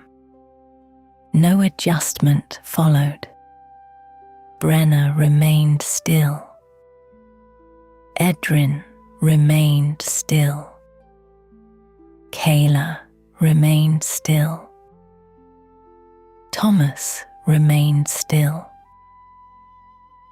Their breathing continued, quiet and even, held within the same calm as before.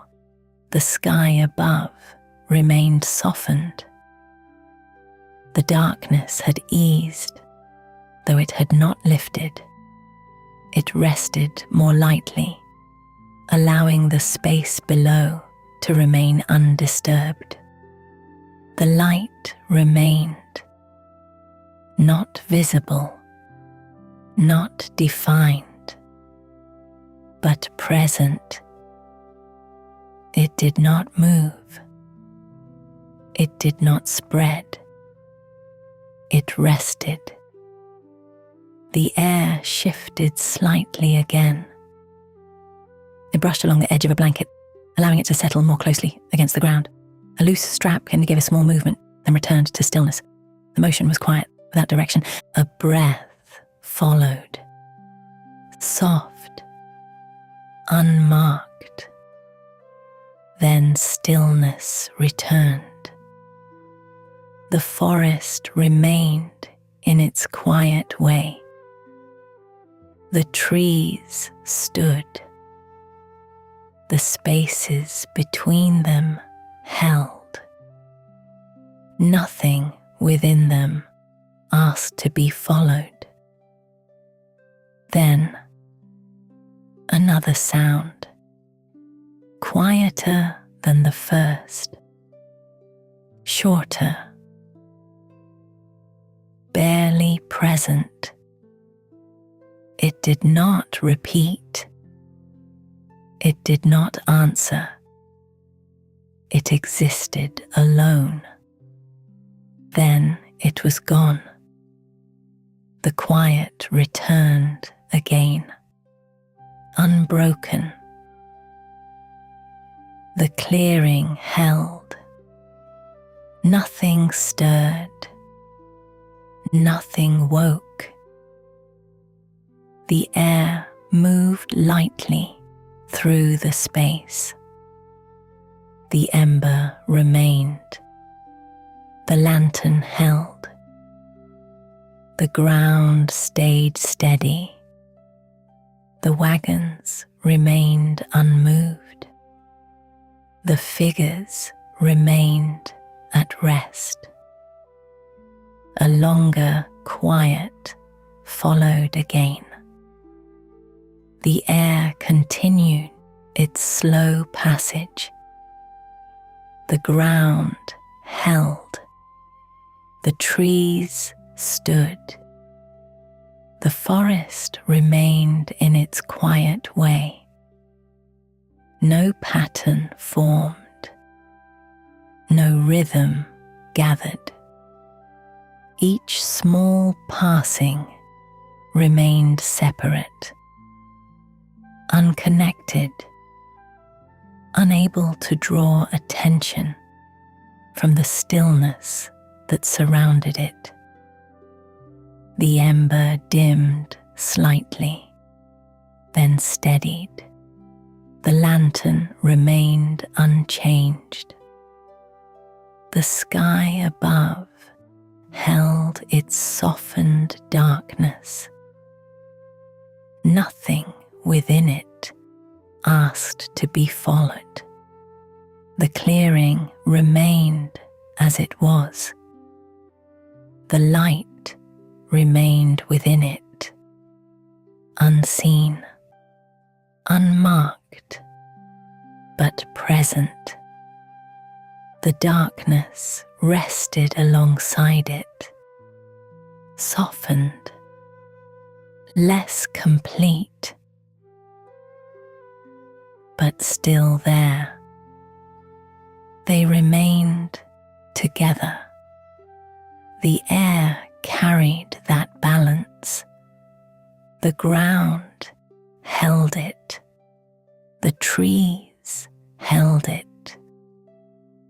Nothing moved through the clearing. It rested within it. The caravan remained as it had become, still, undisturbed, unaware. A faint settling passed through the forest once more, so light it did not hold, gone before it could be followed. The quiet closed around it without effort. The ember remained. The lantern held. The air moved lightly through the space. Nothing rose. Nothing shifted. Nothing reached forward. The stillness continued. A deeper quiet followed. The kind that does not change. The kind that holds without effort. The air continued to move in slow, even passes, touching the same surfaces, following the same paths. Without altering anything it met, the ground remained steady beneath everything it supported. The wagons held their position without shift or strain. The trees stood in the same quiet arrangement. No sound returned. No pattern formed. The brief passings remained separate, unable to gather into anything more. The ember held its quiet glow. The lantern remained steady. The sky continued its soft easing. The clearing rested. Nothing required attention. Nothing required response. And as the stillness it carried forward, the brief passing of those small, distant sounds, it left nothing behind, allowing the clearing to remain exactly as it was, held gently within the same quiet that had settled over it, unchanged, undisturbed, and continuing without interruption. The quiet continued. It did not change in any way that could be followed. It remained where it had settled, resting across the clearing, between the wagons, beneath the trees, within the air itself. Nothing within it asked for attention. Nothing within it moved forward. The clearing held. The wagons remained still. The ground rested beneath them. The trees stood in their quiet arrangement. Nothing shifted. Nothing rose. Nothing reached beyond where it had already come to rest. The ember remained low. Its glow held close to the wood, steady and contained, neither brightening nor fading. It did not flicker. It did not extend outward. It rested within itself, a small and constant presence, unchanged within the larger stillness. A faint settling passed through it. A small inward shift, almost without movement. Then stillness returned. The glow remained even. The lantern at the edge of the clearing held as it had. Its light remained steady, unchanged in strength or reach. It did not stand apart. It rested within the same quiet as everything else, neither leading nor following. Beyond it, the forest remained in its quiet way. The trees stood. The spaces between them rested. Nothing within them asked to be followed. The air moved lightly. It passed along the surface of the ground, across the wood of the wagons, through the folds of fabric, touching each surface without altering it. Its movement was slow and even, without direction, without urgency. A slight coolness remained within it, soft, even, unchanging. The caravan remained at rest. Brenna did not move. Her posture remained quiet and balanced. Her shoulders stayed lowered. Her hands rested where they had settled. Her breathing moved slowly, steady and even. Edrin remained where he lay. The support beneath him held. His position did not shift. His breathing continued in the same calm rhythm. Kayla remained still. Her hands rested loosely. Her fingers remained at ease. Nothing within her posture changed. Thomas remained as he was. His breathing moved softly, steady and unbroken. His position remained unchanged. The clearing held. The stillness remained. A longer quiet followed. Not empty, not waiting, simply present. The air continued its slow passage. It moved along the same paths, touching the same surfaces, passing between the same spaces, without leaving any trace behind. The ground remained steady beneath it. The wagons held. The trees stood. The ember dimmed slightly, then steadied. Its glow remained low and even. The lantern held, unchanged. The forest remained in its quiet way. A faint rustle passed at a distance, separate, unconnected, gone before it could settle into anything more. The air held that passing, then returned to stillness. The clearing remained undisturbed. No movement passed between the figures. No adjustment followed. Brenna remained still.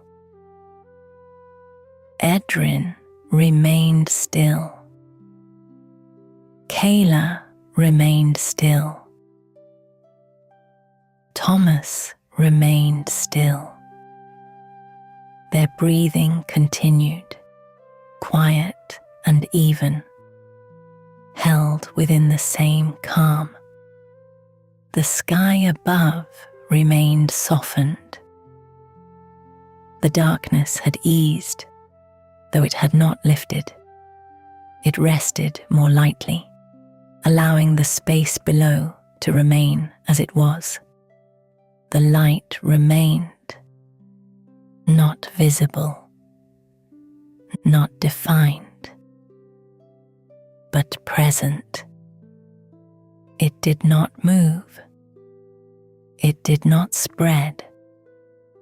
It rested within the same space as everything else. The air shifted slightly again. It brushed along the edge of a blanket, allowing it to settle more closely against the ground. A loose strap moved once, then returned to stillness. The motion was small, unhurried, and gone. A breath followed. Soft, unmarked. Then stillness returned. The forest remained in its quiet way. The trees stood. The spaces between them held.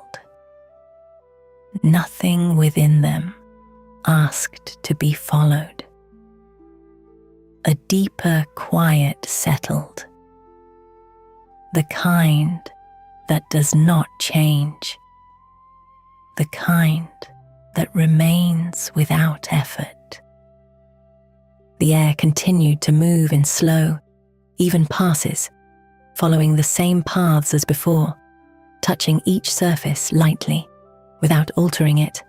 The ground remained steady, the wagons held, the trees stood, the ember remained, the lantern held. Nothing shifted, nothing rose, nothing reached forward. The stillness continued. Another faint sound passed through the distance, so light it did not hold, gone before it could be followed. No pattern formed, no rhythm gathered. Each passing remained separate, unconnected. The quiet remained, larger than all of them. The air held, the ground held, the trees held, the clearing remained, the caravan remained as it had become, still, undisturbed, unaware. The ember dimmed slightly again, then steadied. Its glow remained constant. The lantern remained unchanged. The forest remained in its quiet way. A longer stillness followed. The air moved lightly through the clearing. The ground remained steady. The wagons remained unmoved. The figures remained at rest. No breath changed. No posture shifted. Nothing passed between them. The light remained within the space, unseen, unmarked, but present. The darkness rested alongside it, softened, less complete, but still there.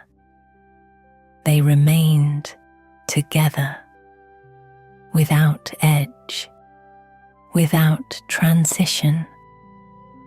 The air carried that balance. The ground held it. The trees held it. Nothing moved through the clearing. It rested within it. The quiet continued. A faint settling passed through the forest once more. So slight, it did not remain, gone before it could be followed. The quiet closed around it without effort. The ember remained. The lantern held. The air moved lightly through the space. Nothing rose. Nothing shifted. Nothing reached forward. The stillness continued. A deeper quiet followed again. The kind that does not change. The kind that holds everything where it is. The air continued its slow passage, touching the same surfaces, following the same paths, without leaving anything behind. The ground remained steady beneath everything it supported. The wagons held their place. The trees stood in their quiet arrangement. No sound returned. No pattern formed. Nothing gathered. The stillness remained complete. The ember held its quiet glow. The lantern remained steady. The sky continued its soft easing.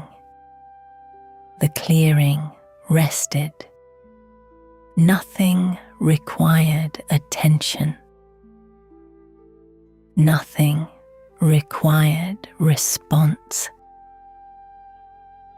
And as the quiet continued, it did so without beginning, without end, allowing everything within the clearing tinner to remain as it was, held gently within the same calm, unchanged, undisturbed, and continuing all without interruption.